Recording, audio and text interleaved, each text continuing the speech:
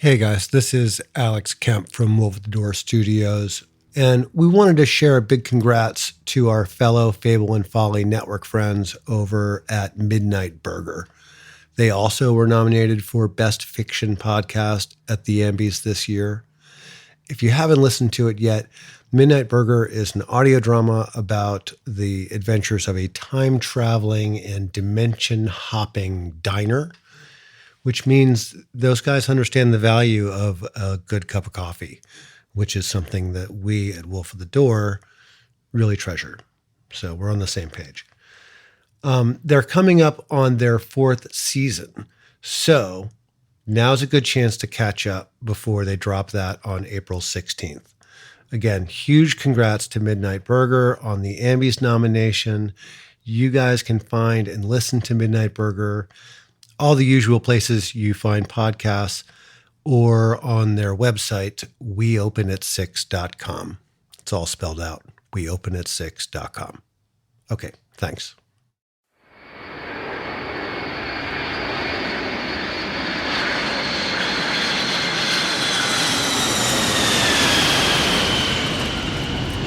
More champagne? Actually, a whiskey, please. Of course. I can't keep calling you Trotsky. What's your real name? I don't mind. He was a charismatic guy, but it's Frederic. And can you please tell me how you're connected to this affair, Frederic? I could try, but it's circuitous. I'm not afraid of circles. You're not afraid of anything. I think that's why you're here. My friend Raul sent me something. It's perfect. A Rilke quote. Wait, let me find it. Rilke? This is what I mean by circuitous. Here it is. He said, "What should a man do who has so little grasp of life that he must just let it happen to him, and who learns that his own volition is always something less than some other great will, in whose current he sometimes gets caught up in, like an object on a receding tide." Staring at the sun, standing in the sea, mouth is open wide, you're trying hard to breathe. The water's at your neck, there's lightning in your teeth. Your body's over me. Your body's over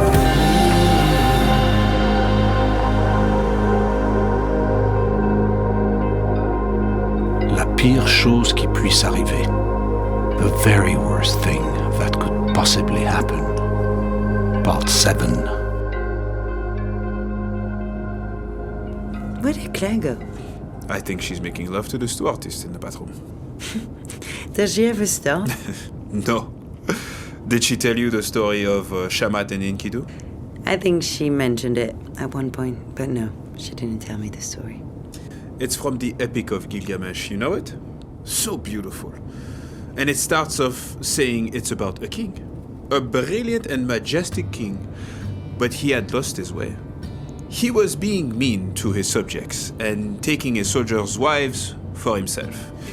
The gods decided to send him a friend to balance him, to make him a better person. And that's Enkidu. And Enkidu shows up in the woods, living with the animals, living like an animal. And the shepherd sees him. And the shepherd goes to tell the king. And Gilgamesh sends his priestess Shamat to meet him. So Shamat goes out to the forest and sees Enkidu, living wild, half man, half animal, right? And she takes off her clothes and shows her body to him. And then they make love for 7 days and 7 nights. After making love, Enkidu was a man. No longer a wild creature. And he went to the city and became best friends and lovers with Gilgamesh, and helped him on his adventures until he died. Oh, that's quite sad. I suppose, but his death caused Gilgamesh so much grief. He went on a final journey to try to become immortal. It didn't work though. No? No, close. He comes pretty close, but no cigar. He does realize that he can live on through his legacy, through what he leaves behind, and he becomes a much kinder king after that. And his people love him, and his name lives on forever. And forgive me if this sounds insane, but Claire, she's Shamat. No one lives forever. But she's a Shamat, is what I mean. She's an agent of beauty. An agent of beauty. Yes. So you're an agent of the ugly? No. The opposite of beauty isn't ugliness. It's rules. I'm an agent of the rules. Or I was. Do you guys want a drink? Charlie gave me this whole bottle. Sure, why not? We were just talking about Shamat and Enkidu. My favorite story. So crazy, right? And it's all true. Oh my god, what is that? They're refueling! In the air! Does she have to land the plane to do that? No! A big tanker jet comes and refuels the plane. And drops off the mail, too. Is that safe? Of course it is! I'm scared. Oh, it's fine. Come here. Come here, love. It's okay. You're safe. I've got you.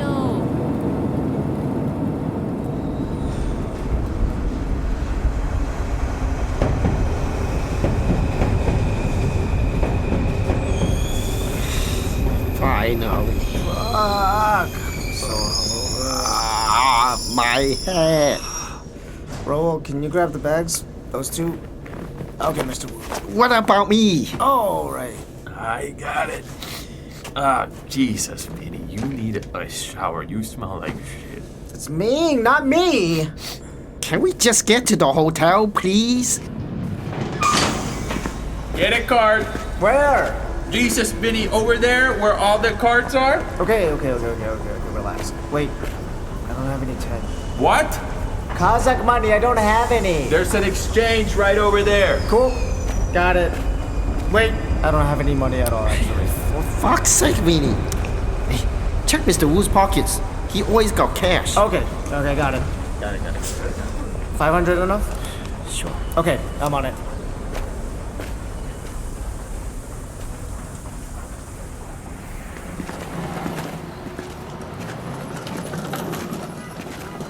Hey! Over here. Oh, it's you again. Me again. You look great. You look younger? Ah, Mr. Ming. I hope you had a successful journey. You tell me. Seems that you're right on time. 1978. Let me see. The cab driver held up a newspaper to the snake, and Ming did his little slithery tongue waggle. So I guess it was good news. We got in the car, Mr. Wu in the front seat asleep, and Ming's terrarium on the seat between me and Vinny, and drove to the city center. Smooth streets, golden domes, hard, angular buildings. The cars all seemed old though, gas guzzlers.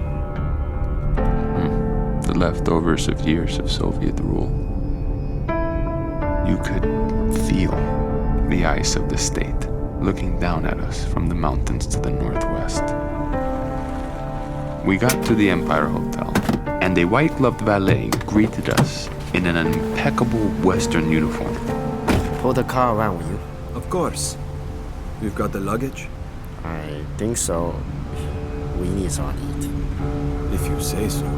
The lobby was a hurricane of marble and Persian tapestries. My eyes were overwhelmed by the reds and ochres and white cloudy veined columns. And in the center of the lobby, under a domed skylight, a fountain babbled.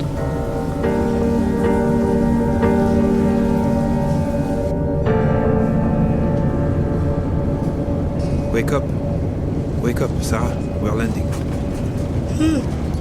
God.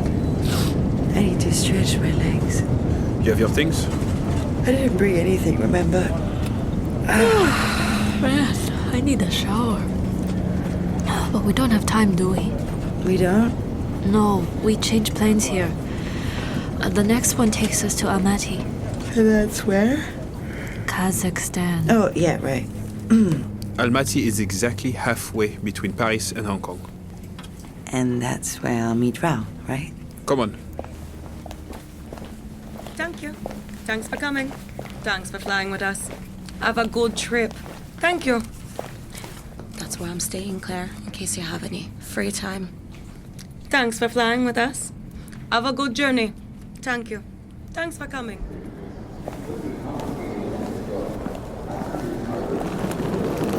Oh, look. That person has a bag with wheels on it. How clever. We're boarding at gate C16. We're at gate A3. Oh, shit. We only have 3 minutes. Let's go. I have to make a phone call. We don't have time. You go, I'll catch up. I hope they get the bags on the next plane. They will. Come along, Sarah, quickly. We can't miss our flight. Wow. I only had 2 seconds to look out the huge window at the plane we just got off. They were unloading a row of coffins on a conveyor belt. What the hell are those? Come on, Sarah, move! We ran through the airport. I didn't know Claire was so fast. She could really run. Trotsky caught up to us. We ran as fast as we could, coming around a corner into a crowd of German tourists, spilling their bags everywhere. After we cleared that minefield, we got into a long bridge connecting terminals. But there were 4 different men on floor polishing machines, like little cars with buffing pads underneath, and they were clearly trying to block our way. Plus, since they were laying down fresh wax, we were sliding everywhere. Trotsky grabbed one of them and wrestled him off his machine. Claire, Sarah, grab hold. We grabbed onto the back of the polishing car and he jammed it into overdrive, with us sliding on the freshly waxed floor behind, like we were on skis. That got us across the bridge and into the first part of the next terminal, but we hit a carpet and came to a scorching halt. Shit, you okay? I'm fine. Where are we? Look, gate B12. Okay, we're close. Move. I've got the bag. Move. And that's when they appeared, like a glorious Roman legion in phalanx formation. Stewardesses, hundreds of them, all dressed in perfect powdered blue skirt suits. They moved like synchronized swimmers in smooth twirls and goose steps, blocking us at every turn. Claire finally overcame her politeness and started pulling some very fancy football footwork on these ladies. I'm talking full-body checks. They were flying everywhere. We got through the stewardesses, and that's when the wheelchair jockeys came in for a second wave, like calling in the cavalry. 100 men and women in blue uniforms with cheap wheelchairs attempt to block us by turning in a tight, intricate pattern of 90-degree turns. I locked eyes with one of the wheelchair men. Just as he made a turn, I grabbed the wheelchair and threw it as far as I could. It wasn't very far, maybe 5 feet, but it caused a chain reaction, blocking another wheelchair woman, and that blocked more, and the whole phalanx got gridlocked and crashed into itself, like robots unable to adjust their programming. They tried to keep up the pattern and rammed into each other, winding up as a frozen tangled mass of blue polyester and chrome. There it is. C16. Go, go, go. Finally, security gets involved. There's only a few of them, but they start yelling and running after us. But we're so close. Charlie is standing at the velvet rope, waving her hand. Claire gets there first, fumbling in her purse for the tickets. Come on! Come on, here's the jetway. Let's go. Trotsky, shut that door! That was close. Can we just get on the plane, please? You took out those stewardesses like a bowling ball. Oh, me? Did you see Sarah throw that wheelchair? She was like King Kong. As we walked down the jetway, I saw a grey-haired man in a baggage worker's uniform. He was standing with his back to me, next to the little makeshift door that leads out onto the tunnel. It was like a sumo match. I swear I've never seen anything like it. Oh, come on. Something had to be done. And you did it! As Claire kissed me, the grey-haired man turned around. Sarah, we're done with this now. It's time to go home.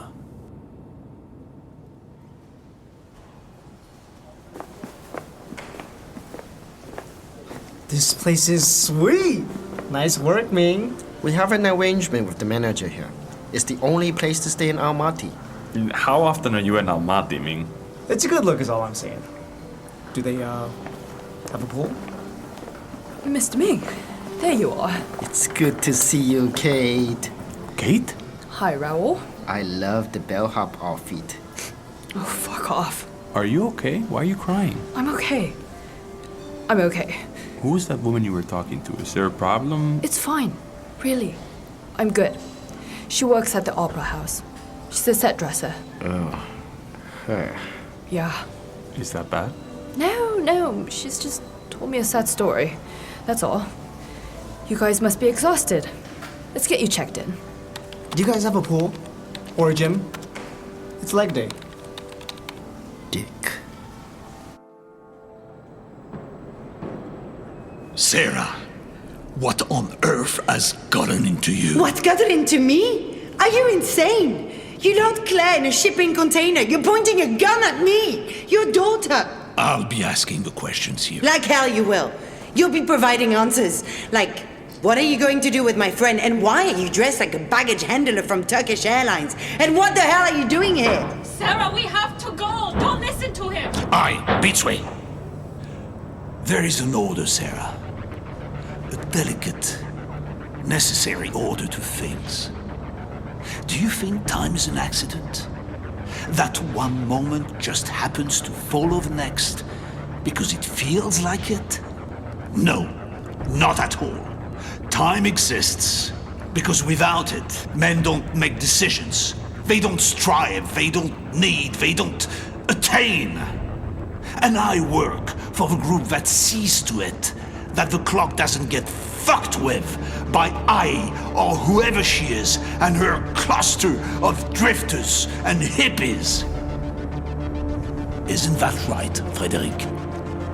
Trotsky emerges from a shadow in the back of the room and slowly walks up, standing next to my father. No, Frederic, not you. I told you, I'm an autonomist. I work for myself. Shut up, Trotsky. No one cares. Listen to me, both of you. I'm going to meet a man named Rao. He and I are connected. I don't know how, but he's my friend, my best friend, and I think he's my freedom too. This is the way I escape this stupid life. Your life is not stupid, It's Sarah. worse than stupid. It's boring. Being controlled in every action I take, every desire I have. It's fucking tiresome. Dad, you tell me you protect time so that men can strive. Well, that is exactly what I'm doing. You're not striving. You're cheating. You can't cut corners with time. Oh my God! Trotsky, why did you do that? He'll be fine. It's just chloroform. But we have to move. Dad, are you okay? I thought you were on his side. I can't follow the rules anymore, Sarah. And they know it. But that means we don't have a lot of time. I don't trust you. That's fine. Open up that container and let Claire out. Oh my God, Claire. Claire, are you okay? I'm fine. But we missed our plane. Federico, you fucking asshole. I can't believe you conned me. Hey, now! Stop it! I am so fucking pissed. We are going to be way too early. Écoute-moi. It's 1972 here, Claire. The planes are much faster now. We can make it up. And Hans has a private jet, so stay calm and help me put him on the luggage cart. This better work. For Sarah's sake. It will.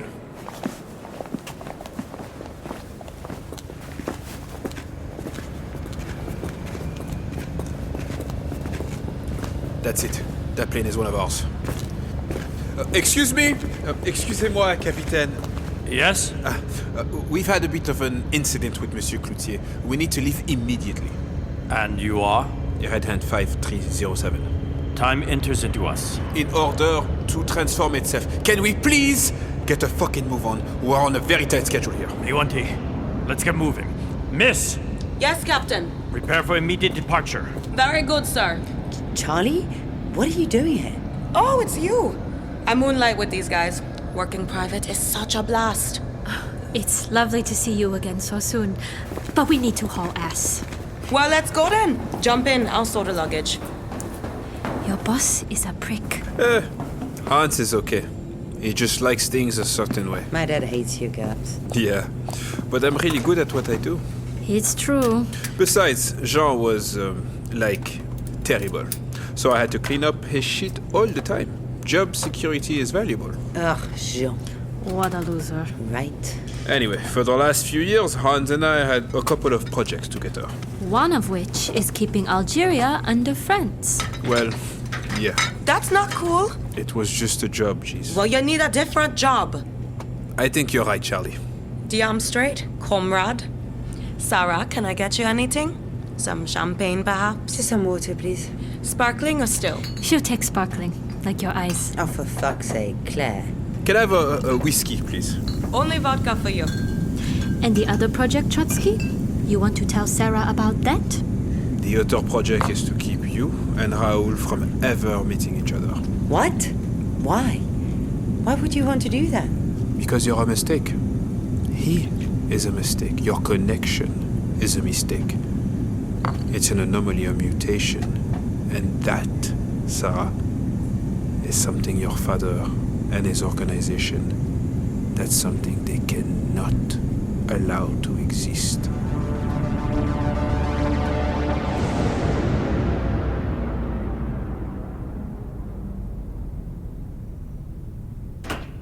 Sarah, when I first got into my hotel room, they hadn't cleaned it.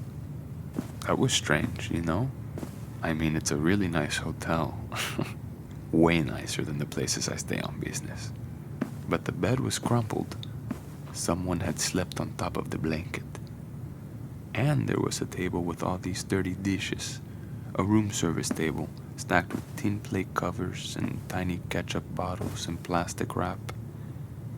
And under one of the tin covers was an old portable typewriter. I knew it was yours. I felt you in that room. We are so close now, aren't we? It's like perfume, maybe. Or when you look at the sun and then close your eyes. That ghost is us.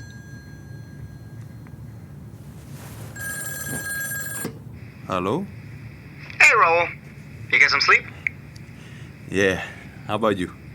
Well, Ming and I hit the bar first. These Kazakh dudes can fucking drink, boy. Bro, you've got problems. You only live once, Raoul.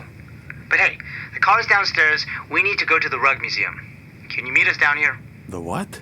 The National Carpet Museum. Sure. Give me 10. Did they bring you some clothes? They were supposed to drop off a bag. Yeah. Yeah, I see a suitcase in the closet. Cool. Okay. See you in a few. You've gotta be fucking kidding me.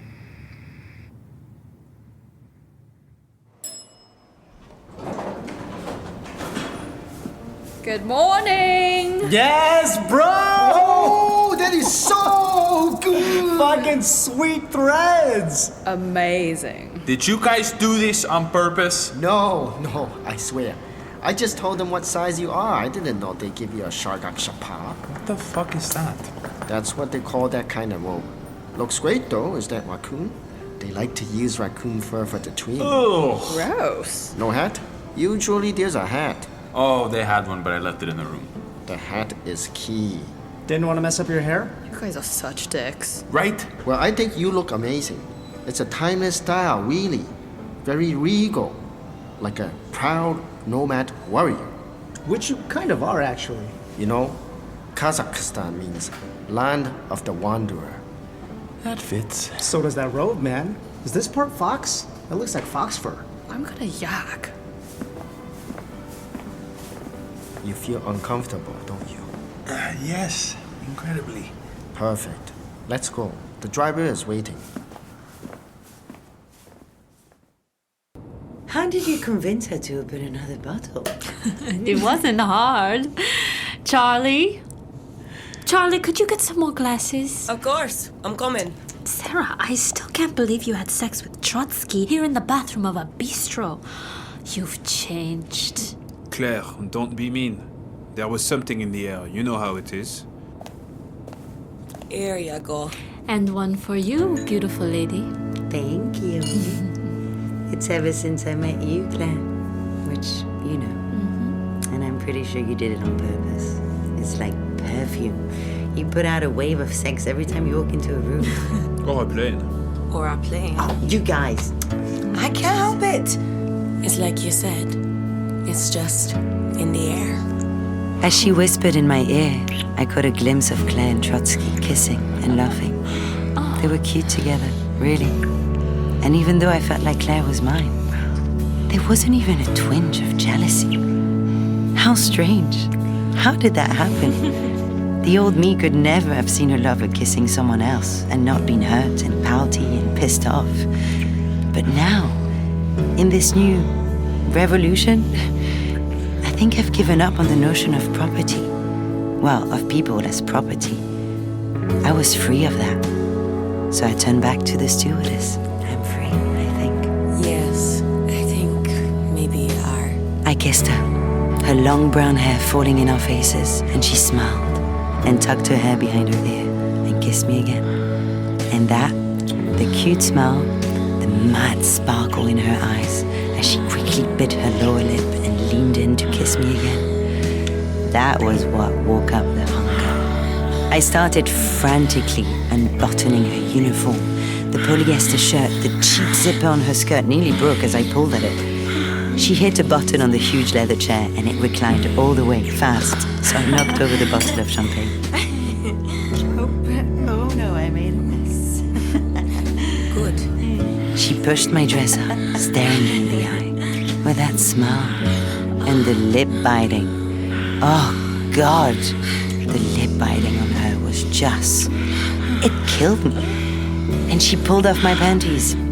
I could hear Trotsky and Claire across the aisle, their breathing getting heavier as she straddled across his lap, him inside her, that beautiful feeling of him inside her, the warm, slick softness with their pants only opened up, not completely off, so there was sex getting everywhere, and the warmth of skin next to the coolness of the air, and his belt lying open, and her dress pulled halfway down.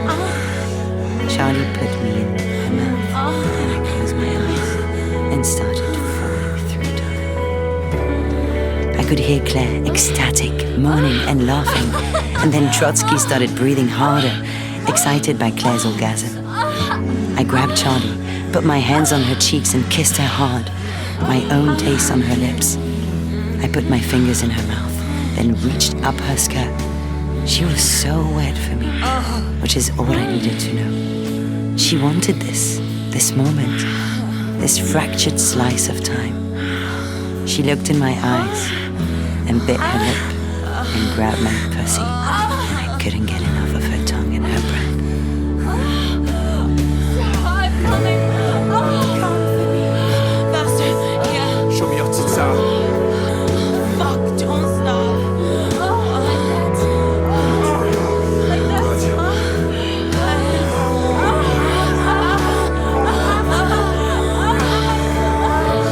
And we all came as we flew faster than the speed of sound through a red dawn over the empty deserts of the Silk Road.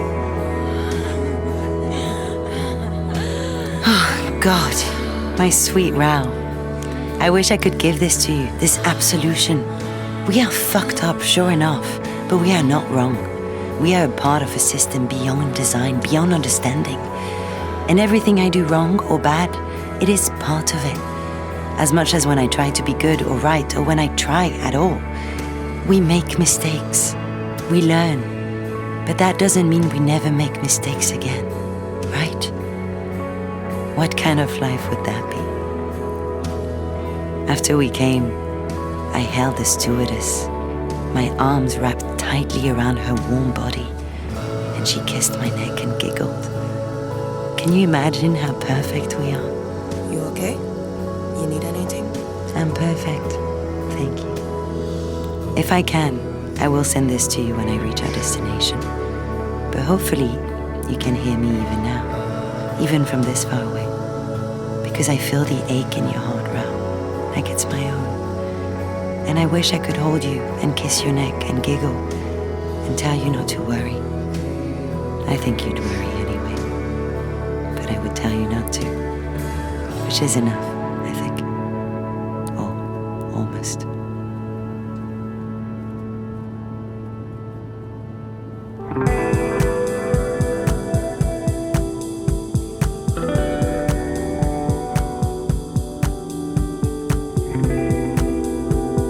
The very worst thing that could possibly happen was written and directed by Alex Kemp, starring Antonia Desplat as Sarah, Isaac Gonzalez Rossi as Raul, and Yvette Liu as Claire. This episode also features performances by Jeudy-Lamour, Vadhat, Francois Guetary, and James Taku Leung, with Tiffany Chu, Kaye Chen, Kevin Steedham, and Brian Yang. The show is produced by Chica Barbosa. Engineer and sound designer is Beau Milkis. Our intimacy coordinator was Denise Khumalo. The sensitivity reader, Sarah Clark. Music is by Alex Kemp, featuring Elliot Siegel on the drums during the Istanbul airport sequence. Production coordinators are Kendra McDonald and Louise Netz. Consulting producers, Camilo Garzon and Federico Torrado.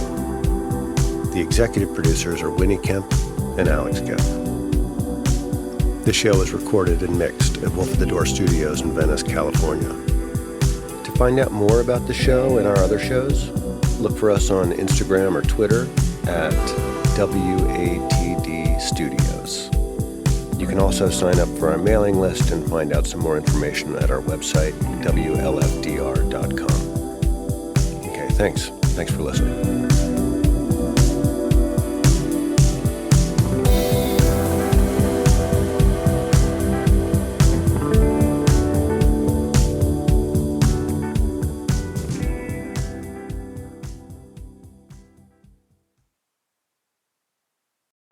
The Fable and Folly Network, where fiction producers flourish. Mount Absalom, a community, a heritage, a home. The green jewel in the majestic crown of Ohio, for 200 years, Mount Absalom has been a place to play. N32. Bingo!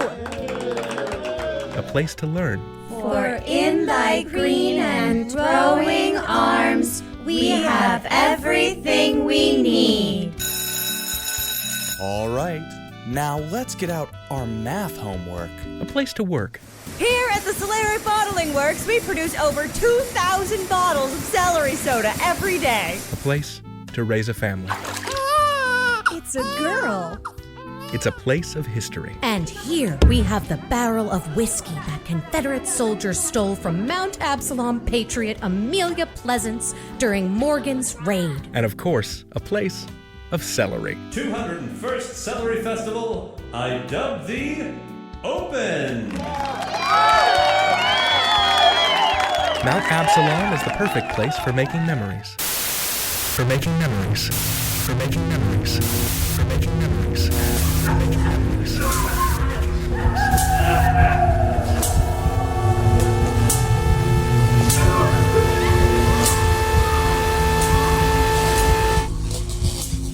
Make your memories with us. Make your memories here. Mount Absalom. Paid for by the Delphic Order of Mount Absalom and Solaric Bottling Works. Refreshing Solaric Soda and Diet Solaric Soda.